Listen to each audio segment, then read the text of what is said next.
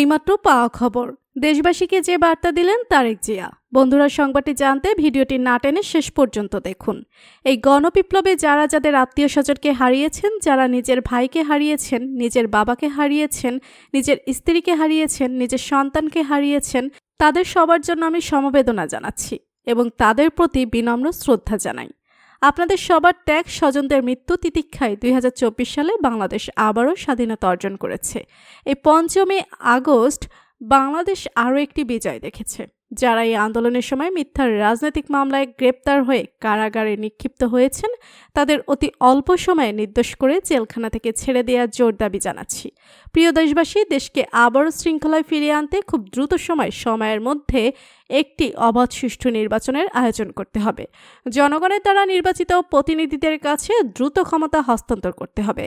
একটা বৈষম্যহীন অবাধ নির্বাচন আয়োজনের জন্য বিএনপি সহ দেশের সবকটি গণতান্ত্রিক রাজনীতির দল সব রকমের সহযোগিতা করবে। প্রিয় দেশবাসী, এবার আপনাদের কাছে আমি একটি বিনীত অনুরোধ করতে চাই, বিজয়ের এই আনন্দ সবাই শান্তভাবে উদযাপন করুন। কেউ প্রতিশোধ বা প্রতিহিংসা পরায়ণ হবেন না। কেউ নিজের হাতে দয়া করে আইন তুলে নেবেন না। আল্লাহ হাফেজ। বন্ধুরা, আমাদের পরবর্তী আপডেট খবরগুলো জানতে আমাদের চ্যানেলটি এখনই সাবস্ক্রাইব করুন আর পাশে থাকা বেল আইকনটিতে ক্লিক করে দিন। আমাদের নতুন ভিডিও সবার আগে দেখার জন্য ভিডিওটি শেষ পর্যন্ত দেখার জন্য ধন্যবাদ।